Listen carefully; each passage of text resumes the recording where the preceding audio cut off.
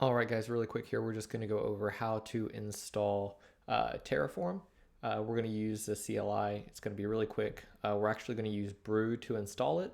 If you're not familiar with Brew, I'll put a link in the notes or as a resource so that you're able to check it out and use it if you want, but it's going to make this installation really simple for us. So let me switch over to my terminal here. And all we're going to do is type brew install Terraform. And it's going to take probably a minute or so here. Mine might hit an error. Yep, because I just kind of quickly uninstalled it so we could do this example and just reinstall it really quickly. So it is done. So if we do a Terraform enter, we can see all of our commands here are ready to use. So super straightforward, quick and easy way to install Terraform. So now that you guys have it installed, we'll be using it here shortly. Thanks.